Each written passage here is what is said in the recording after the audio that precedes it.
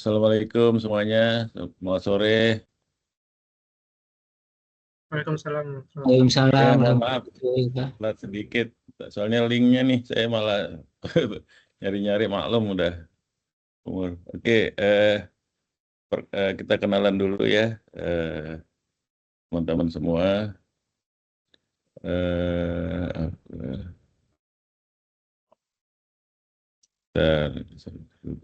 Oke, baik.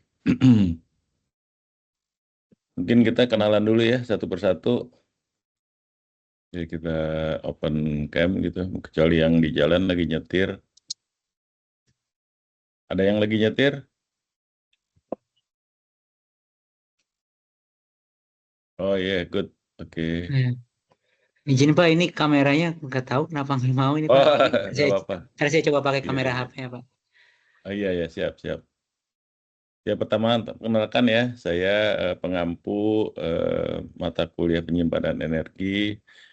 Latar belakang saya dari metalurgi, ya, material energi khususnya. Nah, itu kemudian saya memang banyak menggeluti bidang baterai. Meskipun demikian, ya banyak juga sekarang superkapasitor ya yang dipakai ya. Selain itu juga mekanis untuk penyimpanan energi, yaitu seperti flywheel. Nah, seperti itu teman-teman semua. Ya, nanti kita bahas kupas tuntas ya. Nah, sebaliknya juga saya mau kenalan juga nih latar belakangnya, kemudian interesan di bidang penyimpanan energi ini di bidangnya yang mana gitu, dan saya mau minta pendapat juga, bukan pendapat apa namanya, pandangan juga ya. Apa sih tentang penyimpanan energi itu dan hubungannya mudah-mudahan dengan pekerjaan atau dengan minat atau dengan apapun ya. Mudah-mudahan di bidang renewable energy ini menjadi sesuatu yang sangat berkembang dan paling berkembang dan harus berkembang, karena biar bagaimanapun minyak ya, sebanyak apapun minyak di mana namanya, di Timur Tengah gitu atau di cadangan ya, ya pasti habis ya. Sehari itu kan Anda tahu berapa yang harus dibakar kan gitu. Walaupun cadangannya berapa ya, 200 miliar barel gitu. Ya dalam tempo berapa, 10 tahun, 15 tahun, 20 tahun itu akan habis juga kan gitu. Terutama kalau di batu bara sih, maksud saya tidak terlalu, maksudnya gini, ya kan dia harus berubah jadi listrik dulu kan, nggak mungkin orang naik pesawat bahan bakarnya batu bara kan gitu. Nah seperti itu ya, jadi di bidang penyimpanan energi ini alhamdulillah berkembang semua ya, berbagai sistem ya, termasuk hidrogen, fuel cell, ya hidrogen fuel cell ya, superkapasitor dan lain-lain. Ya karena memang kita memanfaatkan renewable energi, resource-nya murah, hanya pengolahan yang mahal ya. Nanti kita lihat karakternya. Baik, itu saja. Silakan perkenalkan satu persatu ya. Di sini ada berapa ya? 3, 4, 5, 7 ya, ada 7 peserta ya. Baik, dimulai ya. Saya absen dari A dulu ya, Ahmad Ilyas.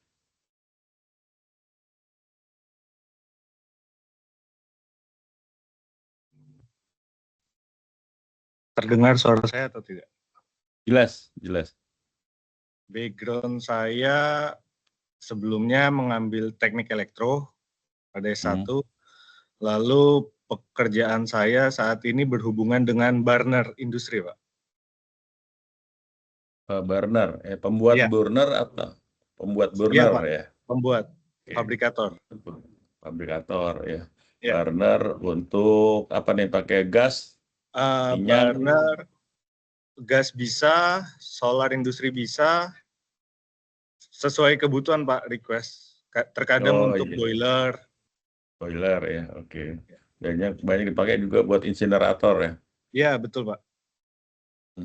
Burner ya, oke. Ya, good. Ketertarikan di ini apa untuk baterai untuk penyimpanan energi?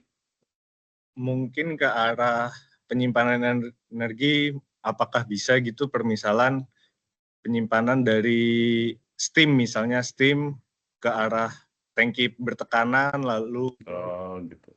tangki bertekanan atau penyimpan panas itu digunakan untuk selanjutnya, mungkin seperti itu. Oke, baik, baik. Bisa ya, bisa banget ya. Itu namanya pakai apa namanya eh, hot eh, hot air ya, hot air gitu ya. Sama seperti ini, Anda menyimpan pakai teman-teman yang apa kompresor pinggir jalan itu, tambal ban gitu kan ya, dia nyimpan yang gede gitu ya. Atau kalau dalam bentuk uap memang ya dia harus adiabatis ya, supaya mudah tersimpan gitu ya.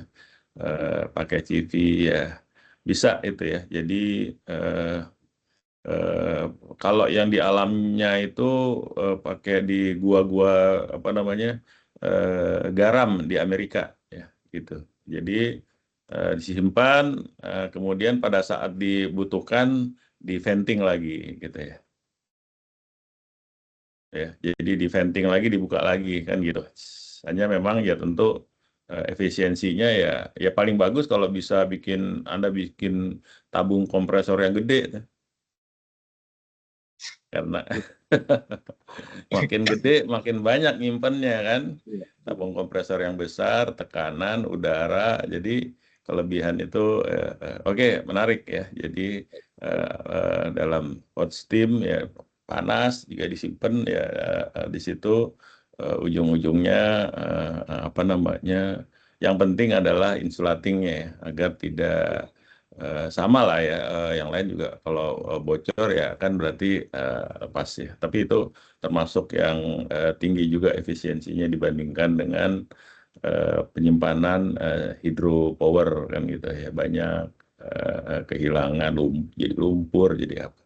Baik itu ya alhamdulillah ya. Jadi saya jadi tahu ininya, tapi ya kalau nanti ada mekanik, ada energi potensial, ada juga elektronik. Baik, selanjutnya Mbak Anissa Soliha.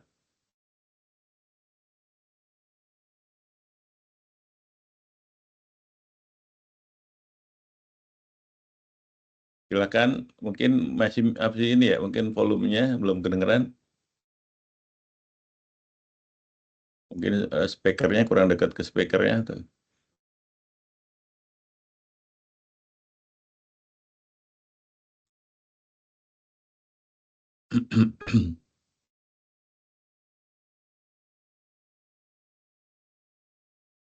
Kedengeran suara saya?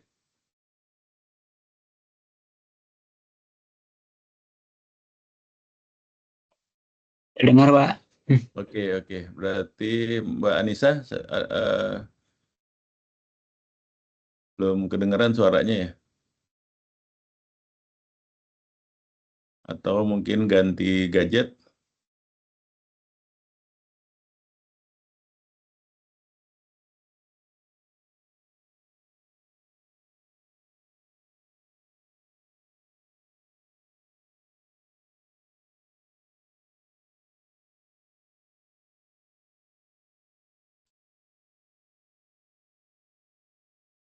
Atau Mas Azam dulu? Ntar kita Mas Azam silakan. Baik, Pak. Perkenalkan Oke. nama saya Azam. Latar belakang S1 saya arsitektur, Pak. Hmm. Pekerjaan saya di bidang logistik, Pak. Serba nggak nyambung sebenarnya, Pak. Tapi logistik terkait kelistrikan. Nah, kenapa saya tertarik sama penyimpanan energi? Karena saya ya pengen tahu aja, Pak, tertarik gitu sama renewable energy ini. Karena kan makin kesini tuh orang-orang berlomba-lomba untuk uh, mencari energi yang lebih bersih gitu. Terutama juga dari segi penyimpanan energi. Yang saya tahu itu kan kalau penyimpanan energi itu identik dengan mahal ya, Pak ya. Mahal. Ya. Dan saya pengen tahu gitu apakah ada alternatif-alternatif lain gitu yang uh, material-material yang bisa untuk dilakukan menjadi penyimpanan energi gitu Pak, yang lebih efisien gitu Pak. Ya, oke, baik. Ya, itu kalau namanya selama bidang engineer ya, ya tentunya ada aja hubungannya kan gitu. Logistik, siapa tahu nanti bagian logistik baterai gitu gimana ya, bagian mensuplai atau jadi tahu karakternya. Jadi memang penyimpanan energi ini menjadi sangat penting ya dengan penggunaan renewable energi karena memang sifatnya sebenarnya kalau yang non renewable itu kita sudah disediakan oleh alam ya, kita dimanjakan gitu ya, tinggal pakai, mau ini tinggal bakar, mau ini tinggal itu ya, udah disimpan.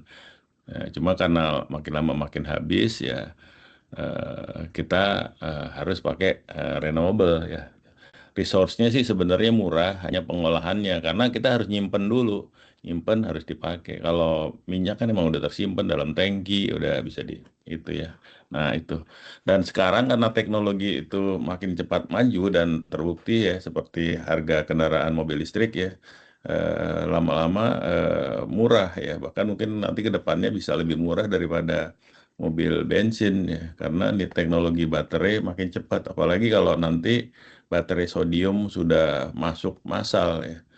Litium lebih mahal pasti ya. Nah, sodium akan lebih murah karena pakai garam garam dapur ya dari air laut gitu. Jadi lebih lebih ekonomis lagi. Dan salah satu nanti karakter dari renewable energy dan penyimpanannya adalah dia tidak membebani apa namanya anak cucu kita gitu. Anak cucu kita pasti masih ada rezekinya, masih ada matahari, masih ada yang eh, apa angin dan lain-lain ya. Sementara kalau misalkan batu bara, minyak dia udah habis gimana kan gitu. Makanya Saudi sekarang di Timur Tengah ya dengan visi Saudi 2030 ya masih masih kebat-kebit gitu ya. Duitnya banyak tapi belum tentu juga orang penghasilannya bisa bisa stabil gitu. Dan kita belajar baterai ya, yang semakin lama insya Allah semakin terjangkau dan juga teknologi-teknologi lain ya, teknologi mekanik ya seperti flywheel tadi itu ya hot steam, teknologi apa namanya air ya dengan teknologi apa energi potensial dan lain-lain. Oke, menarik. Silakan lanjut. Gimana Mbak Anissa sudah bisa connect suaranya?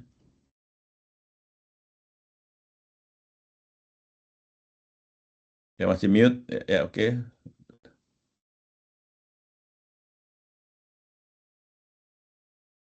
Ya belum kedengeran suaranya.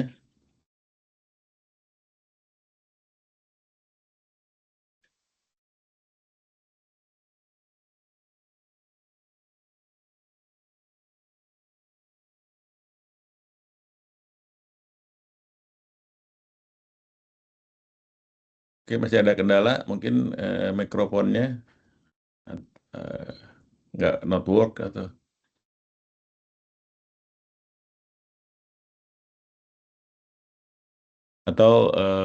ini apa lockout ulang nanti masuk lagi mungkin bisa juga. Saya nggak tahu kadang-kadang namanya sistem ya software ya. Oke baik kita lanjutkan dulu ke Muhammad Deninsyah Bramasta. Halo Pak, Ya terdengar Pak silakan. suara saya? Ah, iya. Jelas jelas. Background S1 saya sebelumnya juga di teknik elektro Pak. Saat ini kerja di bidang konstruksi data center. Salah Hmm, satu yang buat tertarik saya untuk penyimpanan energi ya di bidang pekerjaan saya itu kan diminta agar reliable ya Pak. Untuk ya. jasa yang paling ditawarkan dari data center itu sendiri kan masalah downtime dan itu Hmm, terkait dengan penyediaan energinya. hmm. Nah, salah satu yang cukup menarik saya adalah bagaimana bisa mengurangi peran genset sih Pak dalam hal ini, utamanya Oke solar ya jadinya ya, untuk bisa oke. menciptakan mendesain data center yang lebih bersih gitu Pak. Oke. Siap, siap. Baik. Ya, memang ke depannya sudah banyak kajian ya antara HSD ya dengan baterai ya. LCOE-nya nanti kita lihat ke depannya itu jauh lebih murah pakai pakai baterai ya. Karena high speed diesel juga kan logistiknya juga nggak gampang juga ya. Jadi lama-lama ya misalkan di pulau terpencil, bahkan di pulau terpencil ya itu sangat-sangat mempengaruhi sekali ya. Nah, dengan menggunakan baterai ya, apalagi nanti sekarang baterai itu sudah jauh lebih murah dari zaman awal saya ngajar energi storage system ini gitu loh. Dulu per kWh itu masih 250-300 dolar per kWh ya. Sekarang mungkin Anda bisa cek ya di Bloomberg harganya berapa per kWh-nya gitu. Pabrikan-pabrikannya bisa dikontak ya, sudah under 90 ya, di bawah 90 dolar, di bawah 80 dolar ya. Nah, seperti itu ya, harga average-nya tentunya ya. Nah, kalau custom ya tentunya tergantung ya, custom seperti apa packaging-nya kan gitu. Tapi kalau hitung rough per kWh sudah cukup ekonomis ya kan gitu. Dan moment of truth dari baterai ini mungkin sebentar lagi tercapai ya. 8 tahun itu gimana gitu. Kalau 8 tahun terbukti seperti mobil ya saya sebut saja ya, mobil transmovernya yang pakai baterainya BYD itu ya, ternyata dia bisa 800.000 kilo dengan penurunan yang cuma sedikit ya, dan masih kuat ya, sama dengan handphone kita. Handphone kan saya punya handphone hampir 5 tahun. Ya, kalau biasanya ngecas beda-beda hitungan jam lah. Biasanya 40 jam misalnya nggak ini. Sekarang masih kuat di 36 jam kan gitu. Nggak usah di-charge. Jadi kan masih oke sebenarnya. Dan handphone pun kategori termasuk baterai yang high consume ya, karena kita makainya juga ini rata-rata kan. Nah, itu terlihat. Nah, jadi sekarang itu kenapa masih mahal, masih bermacam, karena kalau investor itu selalu berpikir risknya gitu lah. Jadi duit apa yang cost of money yang dibuang untuk keamanan investasinya dia gitu. Akhirnya harga baterai malah jadi mahal kan gitu kan. Karena saya mau invest baterai, saya harus ada jaminan ini, jaminan ini, jaminan ini segala macam. Nah, akhirnya jatuhnya jadi mahal. Tapi kalau harga teknis baterainya sendiri terjangkau ya. Anda bisa dilihat, apalagi penurunan harga baterai dari tahun 2008 gitu ya, udah mendekati learning curve gitu ya, sudah terjangkau. Baik itu ya, alhamdulillah, dan baterai memang harus di combine ya untuk downtime ya, untuk menghasilkan listrik dengan kualitas yang sangat stabil frekuensinya ya, artinya nggak pakai blinking gitu, platinum ya, itu harus di combine dengan superkapasitor ya, superkapasitor agar frekuensinya stabil ya. Jadi ini pada saat naik bebannya ya segera disuplai oleh superkapasitor yang lebih cepat. Nah, baterai mensupport dari belakang ya. Begitu juga pada saat bebannya turun segera disimpan ya. Oke, seperti itu ya nanti ke depannya combine superkapasitor dengan baterai itu sudah solusi paling mumpuni ya, mumpuni untuk menghasilkan kualitas energi platinum lah ya, yang benar-benar stabil frekuensinya. Dan itu memang betul, para pelanggan itu walaupun per kWh-nya dihitung mahal nggak apa-apa, karena alat-alat kontrol dia aman ya kalau bisa disuplai listrik dengan kestabilan frekuensi yang baik gitu. Baik, jelas ya? Oke, lanjut gimana Mbak Anissa, udah bisa?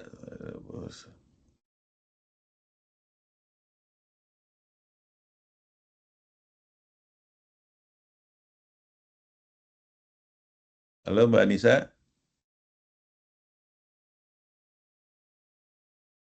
Oke, belum lanjut ke siapa? Siapa ya? Denek Nikbaya ya, bukan?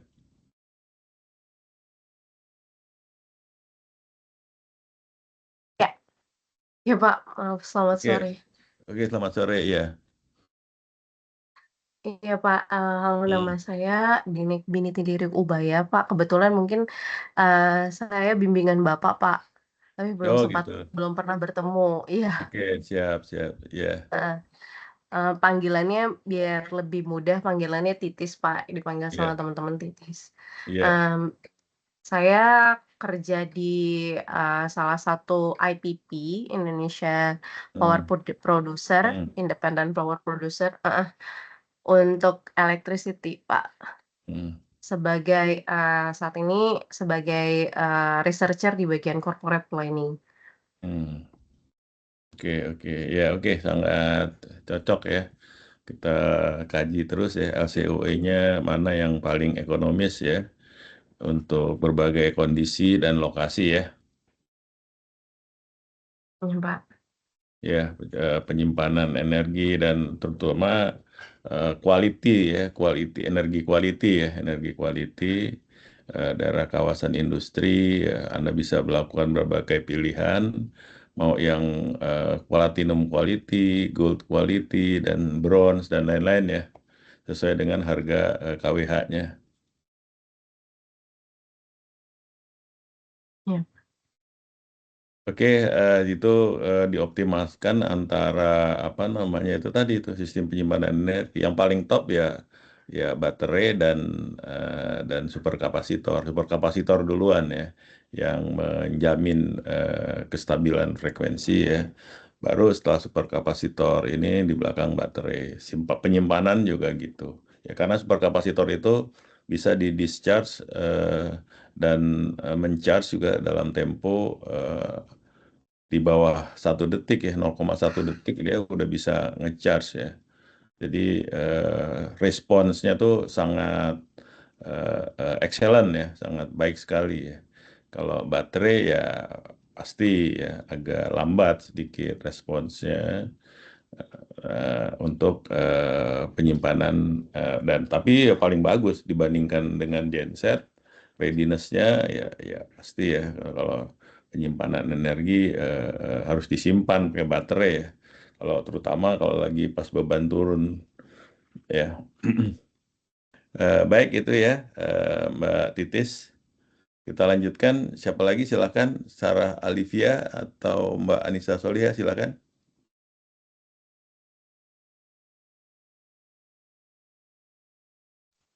Enggak, Pak. Ya, Anissa Soliha. Ya, alhamdulillah udah bisa. Maaf Pak sebelumnya. Iya. Baik, Pak. Nama saya Nisa Saliha. Background saya S1 Kimia Murni. Dulu saya semester 1-nya, maaf Pak, semester 2-nya mengambil penyimpanan energi. Jadi saya rasa dengan mengambil penyimpanan itu berhubungan, Pak. Kemudian juga penyimpanan energi itu lagi relevan di perkembangan energi terbarukan seperti mobilitas elektrik, Pak, yang mata kuliah saat ini saya ambil juga, Pak. Iya. Oke, baik ya itu relevansinya. Untuk pekerjaannya apa? Saat ini saya masih full-time student, Pak. Full time student. Oke, ya mudah-mudahan banyak opportunity di bidang renewable energy ya. Baik itu di PPP atau di banyaklah industri itu. Memang banyak juga suara-suara yang katanya parts-parts kendaraan ICE itu semakin nggak laku sehingga banyak yang PHK ya saya juga nggak tahu kebenaran berita itu. Tapi yang jelas selama ini juga karena kemahalan juga sih sebenarnya harganya. Karena saya tahu juga harganya berapa, dijualnya berapa kan gitu. Jadi ya kita nggak bisa menyalahkan perubahan teknologi karena perubahan teknologi itu renewable energy itu suatu keharusan. Apakah kita mau pakai nunggu minyak habis baru pindah kan, kebayang gimana coba ininya semrawutnya kan gitu. Apakah by design atau by accident kan kayak gitu kan, atau by force atau kita terpaksa kan gitu. Nah, seperti itu ya. Mudah-mudahan teman-teman semua, saya yakin di renewable energy juga tidak kalah banyak job availability-nya kan gitu. Seolah-olah disalahkan renewable-nya, padahal renewable juga banyak pekerjaan ya di bidang baterai, di bidang pembuatan baterai itu dari ujung ke ini sangat butuh expertise ya. Juga di bidang renewable yang lain ya, stability dan lain-lain ya, karena kita terbiasa dimanja dengan non renewable ya, seolah-olah kayak apa ya namanya, nggak kepikiran gitu. Contohnya misalnya renewable itu terkait dengan cuaca coba. Nah, kalau itu banyak ahli-ahli di bidang cuaca, banyak yang ngerjain sehingga kita bisa memprediksi iradiasi di suatu tempat kan gitu. Dan itu sudah terjadi di Jerman bahkan kayak gitu. Itu kan sebenarnya pekerjaan juga kan gitu. Tapi pekerjaan itu belum terkuantifikasikan ya karena memang masih belum jelas penguasaan teknologi kita dan gitu, dan makanya untuk melihat outlook yang lebih clear gitu ya, kita harus melihat renewable energy di negara-negara maju gitu. Oh, ternyata membutuhkan pekerjaan ini, dan membutuhkan startup di bidang ini, dan itu teman-teman semua yang memang memiliki akses untuk ke pengambil keputusan atau ke CEO atau kemana, atau bahkan bisa bikin startup, bisa mengantisipasinya dengan baik ya, dengan baik, electrical mobility dan lain-lain ya. Yang jelas yang lebih sehat lah, lebih nyaman gitu ya. Dan bahkan wisata akan lebih lancar ya kalau semuanya pakai mobil listrik semua kan, karena kan jalan-jalan ya itu akan lebih bersih ya, jadi orang banyak berwisata kan. Kalau udara kotor ya, boro-boro gimana mau jalan-jalan ke ini pakai masker ya. Nah seperti itu teman-teman. Baik, jelas, lanjut. Salah Alivia. Iya Pak, saya Oke. Sarah, panggilnya Sarah. Iya, Saya siap. suka Hmm, S1-nya ekonomi Pak, akuntansi. hmm, Lalu sekarang pekerjaannya kayak di perkapalan gitu Pak, untuk hmm, cek hmm, underwater. Kalau hmm, ketertarikan penyimpanan energi, ini Pak bagaimana perkembangan baterai saat ini untuk renewable, sama mungkin baterai thermal untuk renewable energy itu bagaimana Pak, sama yang paling cocok atau paling bagus itu baterai yang seperti apa gitu Pak, mungkin. Oh, oke. Baik ya. Jadi pengetahuan ya untuk nambah know-how ya, bidang baterai ya. Ya tentunya akan sangat bermanfaat sekali ya kalau kita mengetahui kontennya, sehingga nanti bisa terhubung dengan pekerjaan tersebut ya, yang prospek bisnis dan lain-lain, sehingga untuk kajian ekonominya juga kalau kita mengerti produknya ya atau apapun, maka kita bisa lebih genuine di dalam memberikan advice ya, dan juga kalau ada hal-hal yang dirasa kurang relevan, ini cuma bluffing aja nih, orang batu bara yang ngebluff nih kayak gini nih, biasanya ketahuan kan gitu. Jadi selalu ya memang ditakut-takutin lah, yang lithium nggak laku lah, segala macam lah dibuat hal-hal yang aneh-aneh, sehingga jadi bias ya, karena itu sangat-sangat memungkinkan sekali dalam bisnis ya. Dan dengan mengetahui secara ya paling tidak bisa tahu perkembangannya realnya sehingga kita bisa kenapa sih walaupun dibilang dibilang banyak problem banyak ini banyak apa tapi kok naik juga gitu ya memang kita tidak bisa mengatasi semua permasalahan dalam sekejap kan gitu mobil bensin pun juga awalnya Anda lihat bagaimana ya problemnya kan gitu kan ya kan eh, permasalahannya hanya mobil bensin itu sudah 1,5 abad ya wajar kalau teknologinya sudah mencapai taraf maturity ya udah sangat-sangat mapan sekali gitu lah. Jadi ya sudah sangat handal sudah cuma pada saatnya bensin sendiri BBM sendiri habis kan kayak gitu. Nah, itu. Jadi kita lihat nah outlook itulah dari segi ekonomi bisa dibahas ke depannya itu sebenarnya penopang pertumbuhan ekonomi itu apa gitu. Kalau Jepang menikmati karena pertumbuhan ekonomi itu dari sebagai juaranya pabrik mobil misalnya ACE gitu. Nanti gimana? Dan itu kan sangat memberikan ekonomi outlook yang lebih clear kan gitu. Bagaimana dengan teknologi yang sangat-sangat cepat sekali ya. Ibaratnya mobil listrik itu udah kayak HP teman-teman ya, udah kayak handphone kan gitu. Keluar lagi, keluar lagi, keluar lagi kan gitu. Nah, artinya kalau udah kayak gitu, Anda tidak bisa ya mungkin perilaku ekonominya beda lagi. Dulu orang punya mobil itu ada unsur investasi nih. Wah, lu invest nih kayak gitu nih. Ya kan? Ada harapan-harapan seperti itu. Anda bisa seperti itu kalau mau mobil antik ya. Cuman masalahnya jual mobil antik juga nggak semudah kan kayak gitu. Nah, makanya handphone gimana?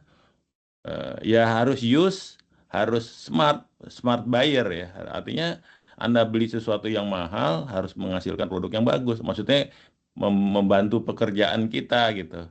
Justru jangan jadi liability ya, jangan jadi cost center kan kayak gitu. Nah, itu sebenarnya pendidikan juga kan gitu. Bagi saya misalnya beli handphone yang kelas-kelas 2,5 juta nggak apa-apa. Saya bisa nelpon, bisa ini masih bisa potret, masih bisa ini, masih bisa ngerekam, masih bisa oke kan kayak gitu. Nggak perlu beli yang berapa digit harganya kan gitu. Sekedar untuk seperti itu. Nah, mobil listrik juga gitu. Tergantung fungsi kita. Anda hitung-hitung harganya begini, begini, begini, begini, kemudian pakai sekian tahun udah bebas ganjil genap, bebas ini, bebas ini. Nah, itu jadi based on akhirnya menjadi smart buyer dari segi ekonomi kan gitu. Bukan saya beli mobil buat timbul status, buat ini begitu. Ini ya pasti. Nah, terus kenapa murah? Ya, iya makanya begitu pakai belilah pada saat kita membutuhkan gitu. Walaupun harganya turun, kalau kita emang perlu nganter anak, perlu ini, perlu apa segala macam kan, sudah selesai, udah fungsinya tuh udah tercapai kan gitu. Nggak usah repot-repot ngantri bensin pagi-pagi, anaknya buru-buru sekolah kan kayak gitu. Kebayang anaknya ya karena namanya anak kecil kan kadang-kadang bangunnya juga telat, kadang-kadang rewel, kadang-kadang apa kan. Anda nganter buru-buru mesti, wah ini bensin habis lagi semalam lupa ngisi bensin kan gitu. Sekolah udah ini kayak gitu-gitu tuh harus segi kepraktisannya segala macam ya.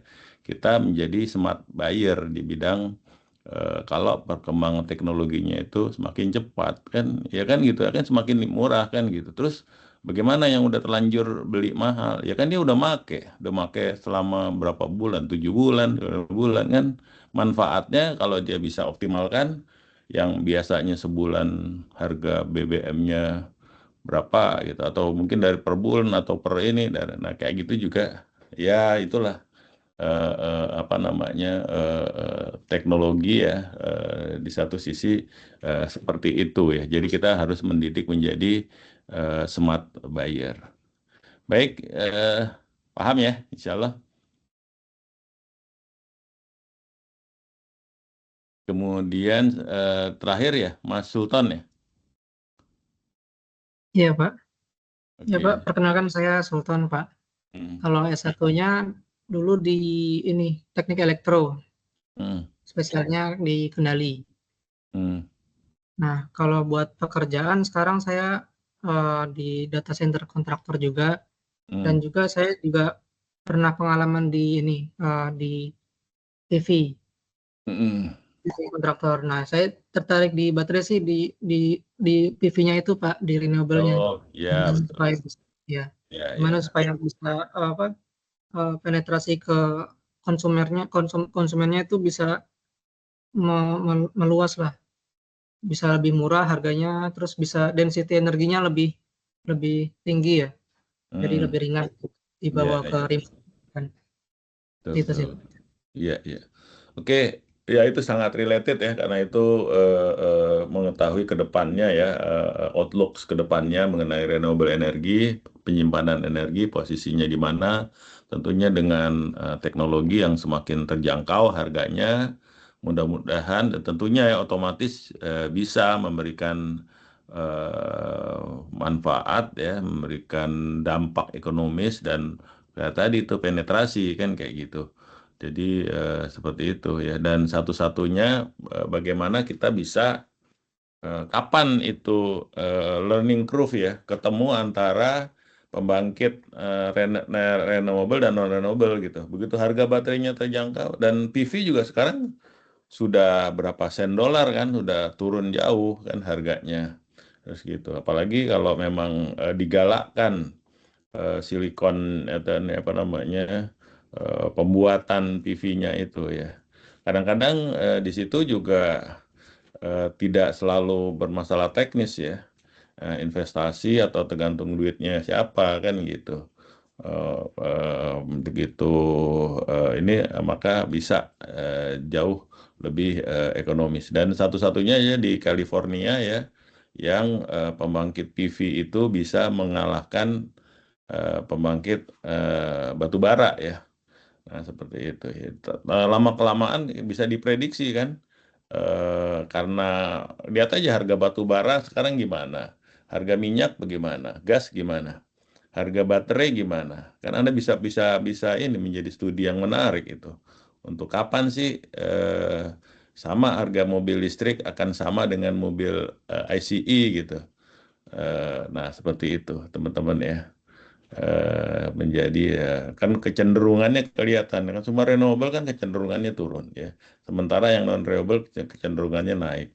Belum lagi karena ketersediaan pasarnya, prediksinya juga ya nggak jelas kan kayak gitu kan. Dari teman-teman Anda kan yang logistik kan, nah dengan masalah logistik yang tidak mudah dipecahkan, maka membuat renewable itu jauh lebih praktis ya dari segi practicability. Baik ya, udah semuanya ya. Oke. Baik, ini saya akan posting ya. Tadi saya ngajar S1 sampai ini jadi belum sempat ke posting di Teams-nya. Oke. Sebentar ya.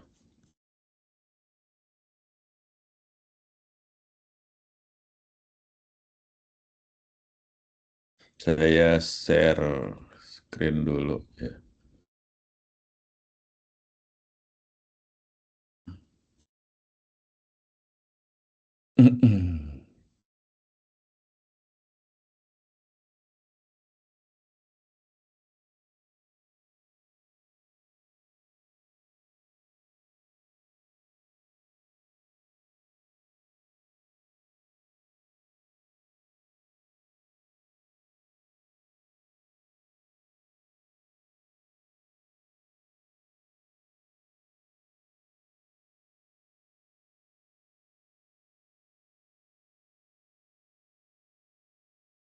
Oke, bentar ya, saya kuliah. Oke, good. Saya share Windows. Ya, udah kelihatan ya? Kelihatan, Pak. Oke, jadi energi storage teknologi. ya. Nanti bisa saya padatkan juga ya muatannya ya. Jadi saya lebih suka yang jadi kuliah ini memberikan pemahaman ya tentang jenis-jenis energi dan renewable energi dan penyimpanannya ya untuk renewable energi. Juga secara elektrokimia itu baterai ya, baterai ada listrik dan tapi sebenarnya dia di dalam secara kimia. Kalau kimia ya kimia hidrogen ya, kimia hidrogen mekanis. Nah, kalau mekanis itu energi kinetik dan energi potensial. Energi kinetik contohnya adalah apa namanya flywheel, roda gila, roda yang apa namanya gede itunya, apa namanya inersianya besar ya, flywheel ya. Itu energi kinetik. Kalau energi mekanik, kalau energi potensial ya bendungan ya, upper dam, lower dam ya, itu energi apa energi potensial ya. Sebenarnya bisa juga energi potensial taruh di mana? Di gedung misalnya. Di gedung untuk air taruh di atas, pompa ya, nanti kayak pakai lift gitu.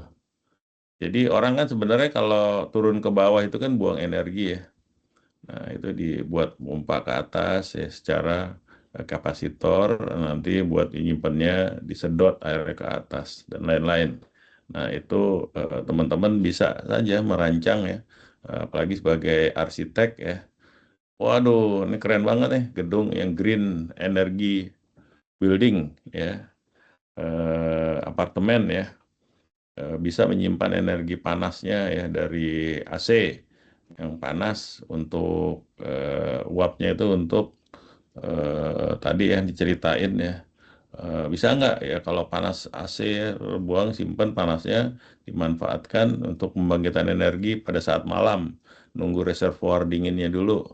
Bisa banget ya, bisa banget. Nah, itulah teman-teman makanya creativity itu nggak terbatas ya manusia. Yang penting Anda mendalami, memahami tentang konsep termodinamika ya. Termodinamika dulu baru tahu penyimpanan energi ya. Karena harus tahu juga jangan sampai salah ya. Energi blue energi dari air sampai kapanpun juga nggak bakalan ya. Ini orang gimana sih? Cuma ya itu kebanyakan apa namanya kita yang ya karena tampilannya meyakinkan gitu ya, apalagi di posting banyak yang ketipu juga ya. Pakai air, bahan-bahan air ya nggak bisa lah sampai kapanpun juga ya. Nah seperti itu ya teman-teman ya. Jadi energi apa namanya elektrokimia, kimia dan mekanis ya. Karena energi memang tidak bisa disimpan ya, tidak bisa disimpan. Yang bisa disimpan adalah elektrokimia ya, spesi anoda katoda ya. Anoda katodanya pada saat baterai kosong itu berbeda pada saat baterai itu penuh ya, komposisi litiumnya ya di situ berbeda, makanya dia elektrokimia yang bisa disimpan ya. Kalau energi ya coba ada yang bisa nyimpen matahari nggak lagi bersinar gitu, nyimpennya gimana caranya nih, terang gitu kan, kita pakai kaca pakai apa di ini begitu dipindah wah hilang lagi terangnya kan kayak gitu. Nah bagaimana cara menangkap terangnya sinar matahari kan nggak bisa. Angin coba, angin ya kan, angin berhembus ya mau ditaruh di mana juga, taruh di balon, taruh di mana ya nggak bisa juga kan. Nah berarti yang bisa disimpan adalah elektrokimia, kimia dan mekanis ya. Artinya kalau kimia ya hidrogen dibakar jadi H2O, direktrolisa lagi jadi hidrogen lagi ya kan. Yang disimpan adalah kimianya. Sama dengan BBM ya, BBM yang disimpan adalah kimianya, dibakar jadi H2O CO2. Kalau mau dibalikin lagi ya bisa ya. Cuman proses katalisnya juga saya nggak tahu H2O tambah CO2 ya, dikasih energi, kemudian jadi minyak bumi lagi. Kayaknya nggak semudah itu juga kan kayak gitu. Karena prosesnya itu minyak bumi memang dia dari apa namanya, dari biomass ya, dari hewan ya, dari hewan fitoplankton, zooplankton bersel satu ya. Nah, jadi dari fotosintesis sebenarnya. Jadi nggak bisa CO2 H2O dikasih energi jadi balik jadi BBM lagi gitu. Kenapa itu disebut non renewable? Kalau mekanis ya kayak tadi saya bilang apa, makin berputar kan, putar ya, inersianya kan makin gede tuh. Gede begitu ini dikasih beban kayak tadi tuh, tiba-tiba beban listrik nambah. Oke, diekstrak energinya itu buat ngerakin motor, maka flywheel-nya kan semakin pelan kan, semakin rendah ya. Dia beroperasi dari RPM 5.000 sampai 1.500 misalnya. Pelan. Nah, kalau udah sampai di 1.500 jangan, karena dia akan tidak efisien lagi. Waktu lagi meningkatkannya lagi itu, apalagi muter dari awal gitu ya, sampai berhenti gitu. Wah, inersianya nggak ekonomis. Nah, jadi nanti saya kasih materi ya tentang flywheel ya, flywheel.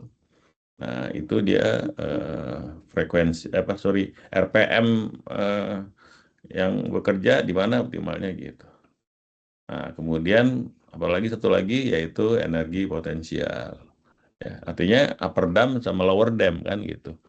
Ya, kalau kita nyimpan seperti di Swiss ya, di Interlaken ya. Pada saat siang hari di mana semua pabrik itu bekerja ya, menghasilkan industri, maka kebutuhan energi besar. Sedangkan mereka kan pakai nuklir ya. Nuklir nggak bisa dinyalain. Ada yang tahu nuklir startnya berapa lama dan mati ini berapa lama? Ada yang pernah dengar nggak?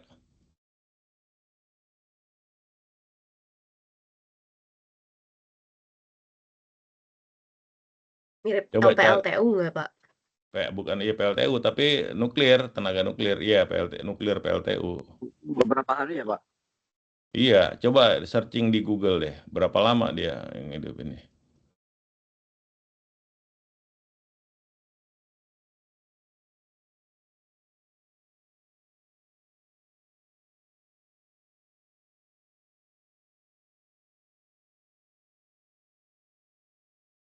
Lebih dari setahun ya, Pak? 12 jam? 12 jam, ada yang 12 jam. Di PLTN mana tuh 12 jam?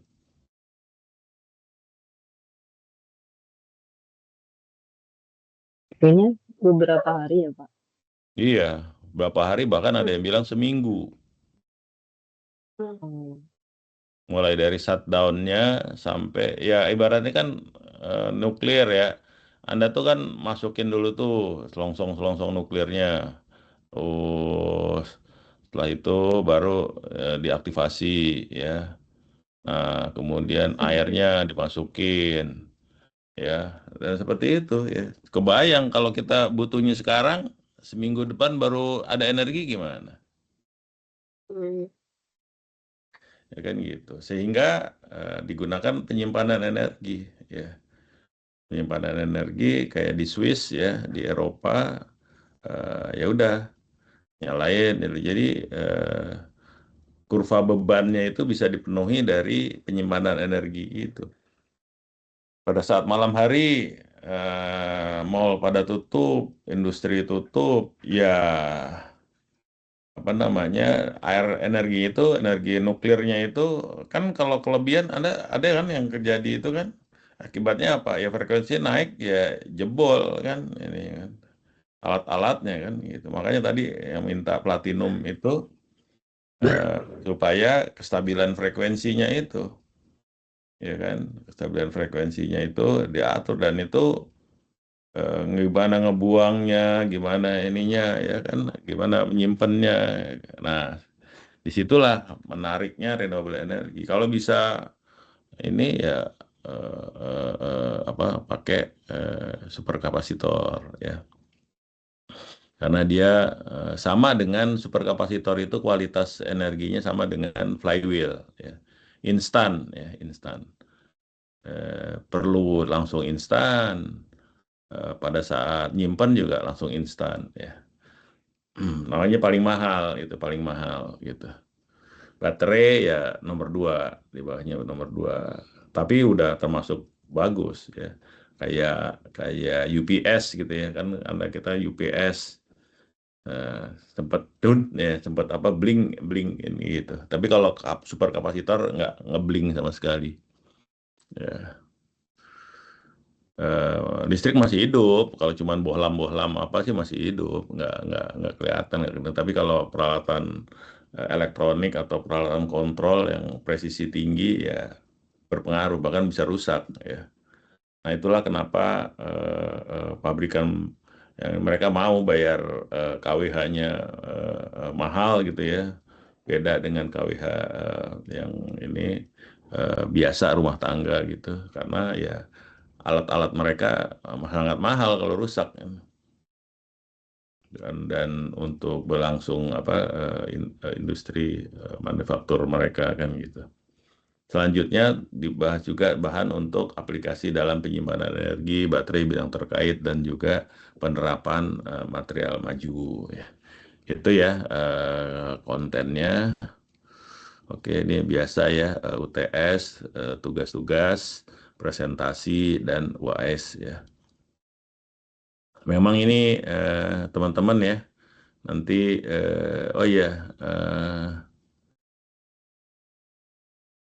coba ini saya ketik aja dulu ya, penyimpanan energi. Oh iya, ini sorry ya, nomor handphone saya ya, saya ketik. Ada yang udah tahu belum? 08129666 dulu.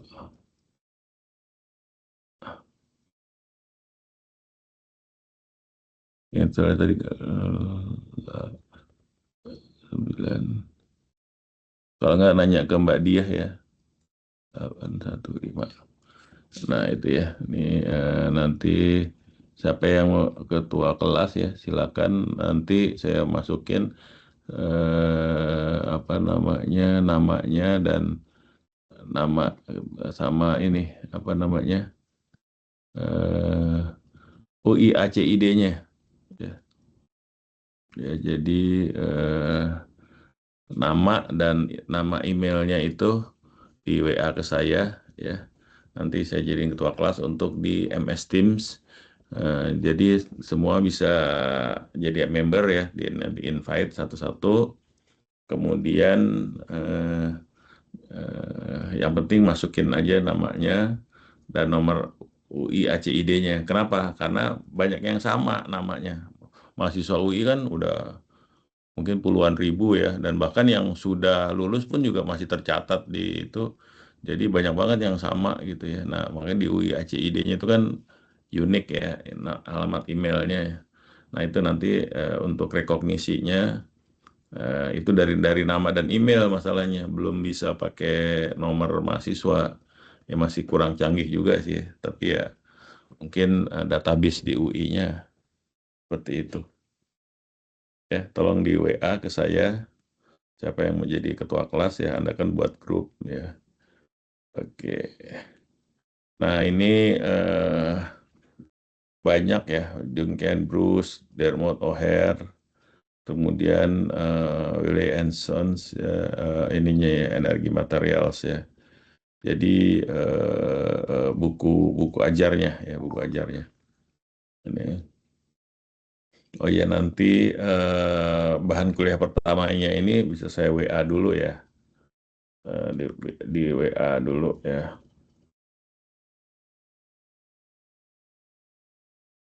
David Linden, jadi nanti bisa buat searching nih, kayaknya udah banyak yang posting ya, jadi udah nggak sulit ya. Atau di PDF Drive juga mungkin Anda bisa temukan.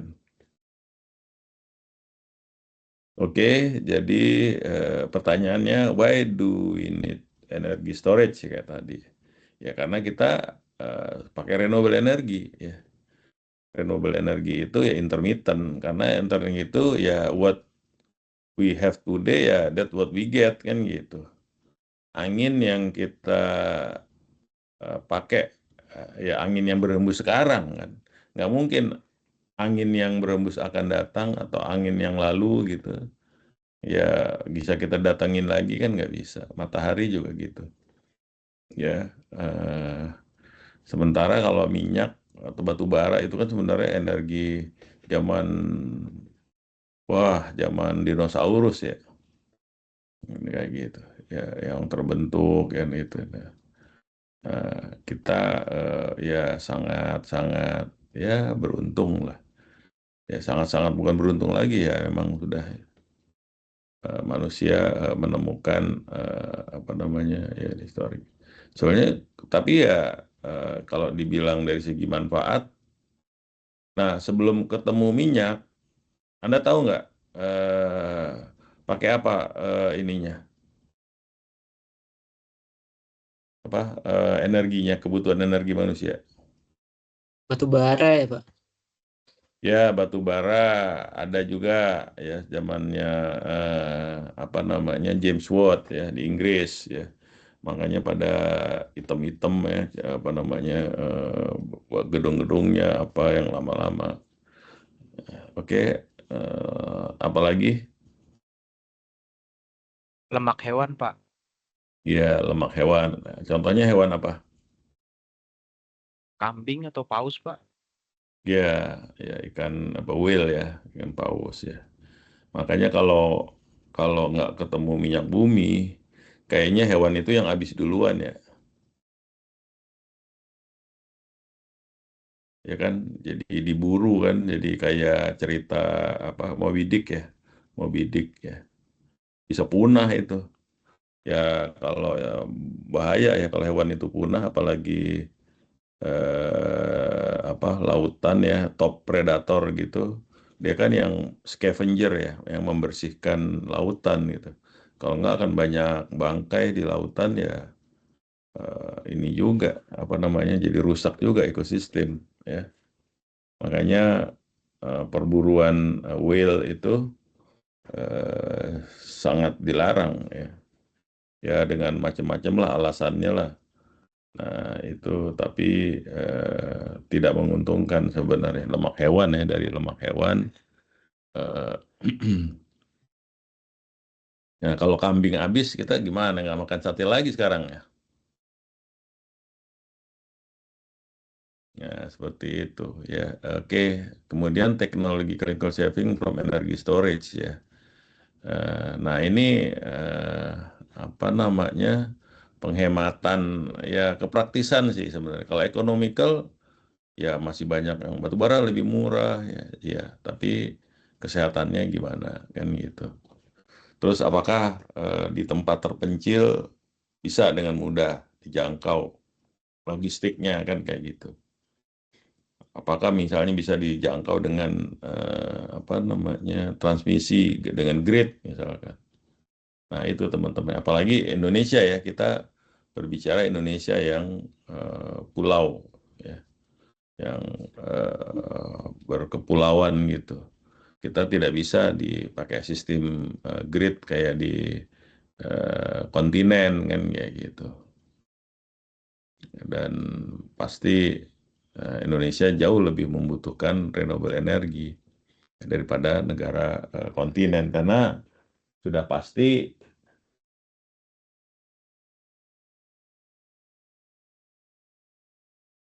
logistiknya kan. Nah, ini ada yang tugas di bidang logistik kan. Nah, logistik di Indonesia itu berapa kosnya kan per kilo, per ton atau apa dibandingkan dengan negara lain. Gimana? Ada datanya? Rata-rata?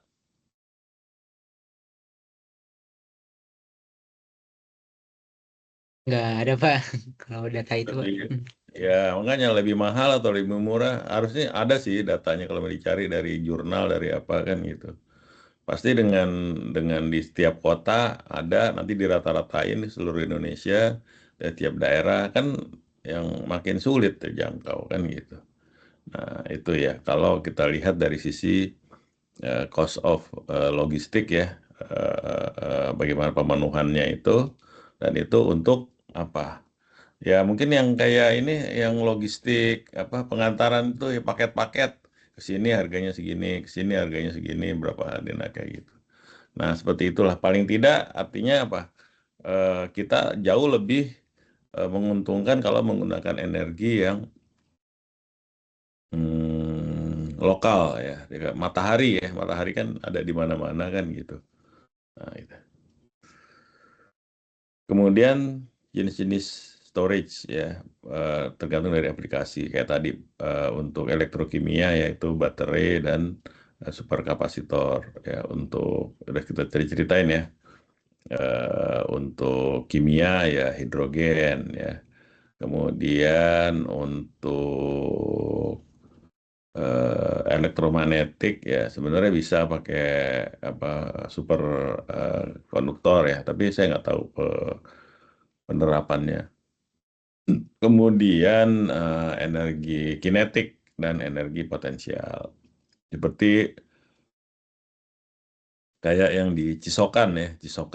Jadi ada lower dam sama upper dam ya. Jadi PHS ya, pump hydro storage system.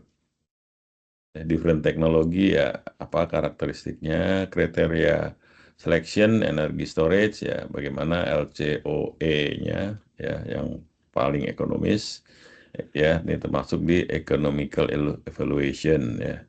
Kemudian thermal energy storage kayak tadi itu ya, jadi pakai energi termalnya dipanas, dan itu pada tambang-tambang yang memang lokasinya adiabatis ya.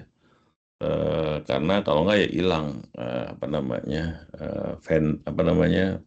ini ya, salah satu yang baik ya bikin, kalau mau bagus bikin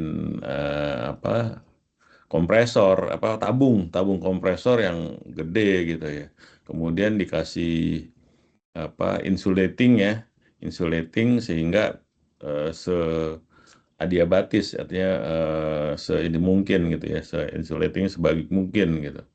Nah itu Anda nyimpen di situ akan sangat-sangat bisa panasnya, bisa udaranya. Jadi pada saat, contohnya saja ya, misalkan pada saat kelebihan energi Anda pakai ini pompa kompresor buat masukin udara panas, udara ke dalam gitu kan.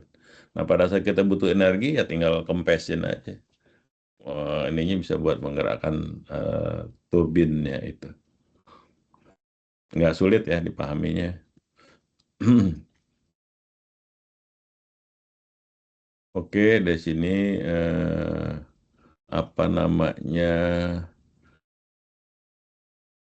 presentasenya ya, ini dari pie diagram ya. Ya, solar pasti yang paling besar ya. Kemudian wind power ya. Energi sampah segala macam ya, makin bagus ya. Tinggal bagaimana penerapan dan manajemennya gitu ya. Karena kalau wind power emang apalagi di daerah-daerah subtropis ya, itu yang ada angin pasat ya, atau di Belanda ya. Belanda itu teman-teman ya, dia udah merasa bangga, bolehlah ya, oke lah namanya dia, mereka belajar bendungan, polder, bikin tanah, bikin betonnya gitu. Tapi kalau nggak ada ini nih, angin nih, kira-kira Anda bendung gitu. Mompak sungai ya, yang di situ pakai apa?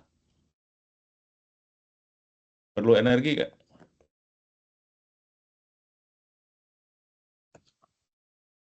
Perlu, Pak. Iya, kali misalnya Anda nih ngebendung nih Teluk Jawa supaya nggak ini. Nah, oke, pompa. Kira-kira Sungai Ciliwung ngeluap nggak?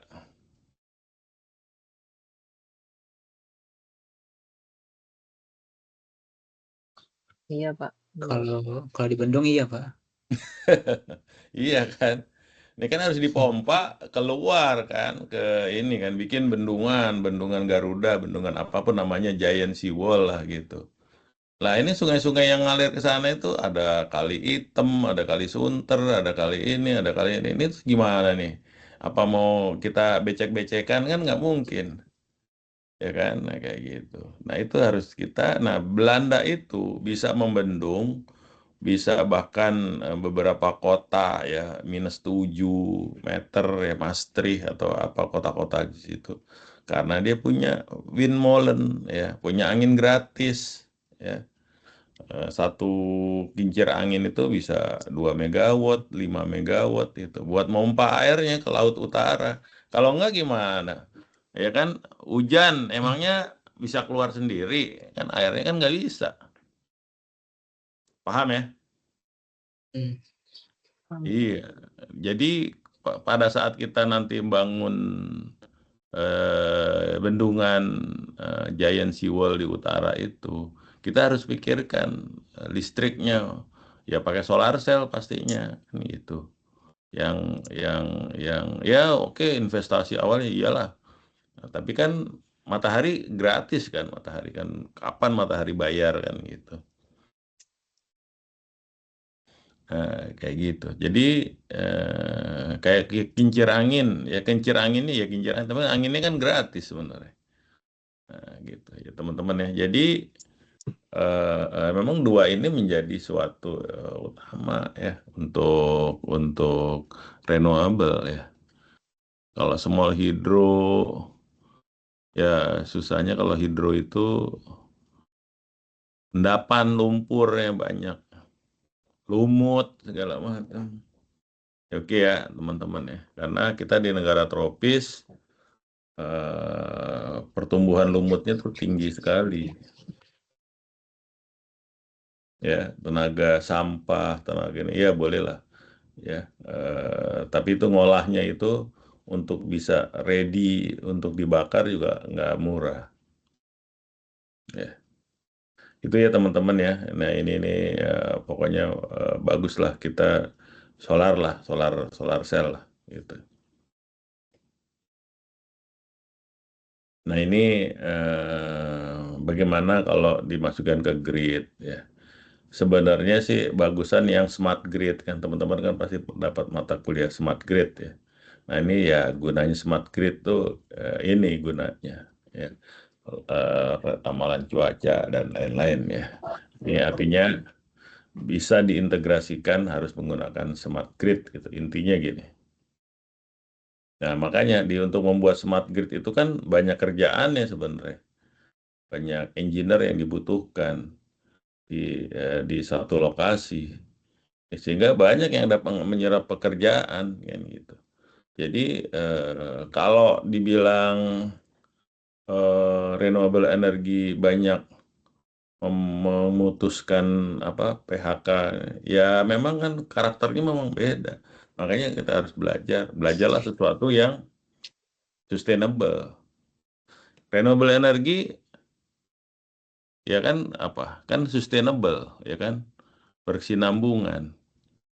Anda belajar renewable energy sampai menguasai, sampai bisa menghasilkan sesuatu yang produktif, ya, energi angin, solar cell. Kira-kira ke depannya bakalan habis nggak matahari? Enggak kan? Gitu. Juga nggak mengotori lingkungan, berarti nggak mungkin dilarang. Jadi ilmunya Anda itu bisa diwariskan ke anak kita, anaknya suruh kerja yang lebih ini lagi, teknologi yang bikin teknologi lagi, bisa ke cucunya, bisa seterusnya kan. Coba kalau Anda katakanlah ahli pengeboran minyak atau ahli memecahkan kode-kode biologi sehingga bisa penambangan. Kalau minyaknya udah habis, kira-kira ilmunya pakai nggak? Enggak, Pak. Iya, Juga. makanya. Iya, belum lagi nanti ke depannya kalau wah ini udah kotor nih, CO2 udah tinggi, dilarang. Ya, ini kan, nah kayak gitu. Jadi belajar sesuatu yang sustainable itu Anda bisa pensiun, ya, bisa selesai sampai pensiun, bisa diterusin ke anaknya, bisa diterusin ke cucunya, kan gitu. Nah, kalau kita belajar yang non-renewable, batu bara, oh masih banyak Pak Indonesia. Ya, kalau lama-lama dilarang gimana? Ini carbon emission-nya gini, kena carbon tax, kena macam-macam ini. Dah, kan kayak gitu jatuhnya, kan gitu. Jadi, kita harus berpikir sustainability dari suatu teknologi. Ya, oke, nah ini kayak gini nih, memang perlu smart grid. Smart grid ya, sekarang tuh kan komputer udah canggih-canggih ya. Saya yakin itu bisa diprediksi, bisa polanya, inputannya, segala macam itu sehingga bisa terprediksi dengan baik. Sebenarnya prediksi itu gunanya untuk apa? Kayak tadi, gunanya untuk meminimalisir cost of storage kan gitu. Jadi maksudnya, oh memang begini ya penggunaan segini kan gitu. Dan juga masyarakat ya, mengedukasi masyarakat pakai jam segini. Oke, baik, kita break dulu ya, menjelang maghrib. Nanti udah ada yang WA saya belum yang mau jadi ketua? Anda rundingan dulu ya.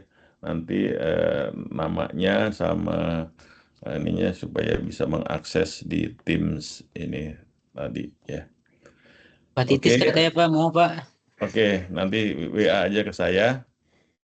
Terus ini kita mulai jam berapa? Jam 7 ya? Di sesi kedua. Iya Pak, boleh jam 7. Jadi Baik, Pak. biasanya saya gini. Pertama itu memberikan materi, yang kedua itu nanti tugas dan diskusi gitu ya, supaya lebih hidup dan lebih benar-benar Anda bisa menguasai lah masteringnya. Anda kan udah S2 kan gitu. Jadi sehingga belajar mandirinya itu 50-50 ya, 50-50 kan gitu. Juga nanti tugas dan ya insya Allah lah lebih bermanfaat. Memang sebenarnya sih kalau saya bisa mengampu sampai akhir kayak yang ada kelas lalu tuh, bahkan saya bisa menugaskan Anda untuk bikin paper.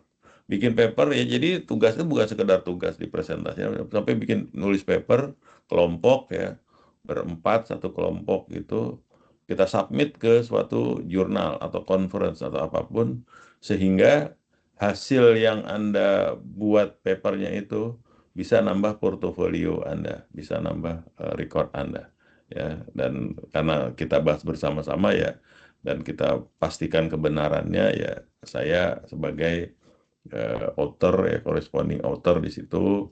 Nah, itu. Walaupun sekedar jurnal Sinta 3, Sinta 4, Sinta 2 ya. Nah, kayak gitu ya. Nggak ada masalah. Yang penting kan tulisan Anda dibaca orang. Paham ya? Dulu gitu. Tapi karena saya nggak tahu apakah Anda sempat nggak nih dalam 7 kali kuliah, terus kita dan intinya adalah tugas itu adalah ini ada berapa orang tadi? Ada 9 ya? Ada berapa? 8. Seharusnya menurut daftar sih 9 ya, Pak. Ya. Tapi yang hadir berapa? 8 ya? Yang hadir 9 ya, kayaknya, Pak. 9 ya. Ya, seandainya 9 yang ya, saya. Oke, jadi nanti di itu aja. Yang kalau saya aturannya yang sit in pun juga harus tetap ada ngerjain tugas gitu, nggak bisa ini karena saya harus bertanggung jawab akan hasilnya. Jadi kalau 9 ya bikin 3 kelompok ya, 3 kelompok, tapi buat kajian yang benar ya, silahkan pilih energi storage apa yang paling applicable di satu wilayah dan ditulis benar-benar sebagai naskah akademik gitulah, naskah akademik yang Anda benar-benar melakukan kajian bareng-bareng. Waktu itu ada yang kebetulan tugasnya di mana namanya, di Lombok, di Pulau Gili, Meno atau apa gitu. Oh, di situ dia tugasnya di situ. Ini wah tulisan. Nah, itu tulisan benar taruh di jurnal yang tempat Anda kerja, jurnal PLN, jurnal apa. Ya nggak usah jurnal-jurnal Scopus lah, nggak usah. Nah, itu benar-benar tulisan kita tuh dibaca dan pada saat itu orang memerlukan, Anda akan dihubungi. Jujur, ini ada jurnal apa itu waktu itu mahasiswa saya membuat ini. Saya kontak lagi kan gini. Jadi ada kebutuhan ya yang teknologi itu di situ gitu. Oke, siap. Saya hubungi mahasiswanya kebetulan masih nyambung kontaknya. Oh, masih ini. Nah, kalau nggak temannya, oh ini ada yang nah kayak gitu teman-teman. Jadi zaman sekarang itu kita sudah nggak zamannya ini deh. Ya, ntar kita terusin lagi ya. Udah nggak zamannya apa namanya cuman apa gitu ya. Harus ada ininya karyanya kan gitu. Bukan sekedar ijazah aja gitu. Berapa paper yang bisa Anda buat selama Anda kuliah gitu, berapa ini. Nah, itu karena ya bukan buat oke kalau dari segi rekognisi iya iya pasti rekognisi PS tapi yang bermanfaat itu buat Anda sendiri gitu. Nih waktu pas di proyek Anda ada proyek di tempat Anda bekerja atau di konsultan Anda gitu Anda akan dihubungi. Paham ya? Jadi kita seperti apa berlelah-lelah dahulu gitu ya. Bukan saya nugas enggak Anda ini juga enggak masalah juga kan gitu. Yang penting lulus atau lulus yang penting saya lulus aja deh Pak. Ya boleh-boleh juga ya. Oke baik itu saja nanti jam 7 kita lanjutkan ya. Baik, Bapak maaf sih, Ya. kira-kira sesi kedua nanti sampai jam berapa, Pak? Biasanya sampai jam 8 atau 8:04. Baik, Pak. Oke ya. Berarti kembali di jam 7 ya, Pak? Iya, oke. Baik itu saja. Salam ya, oke sampai ketemu lagi. Makasih, Pak. Ya, mari.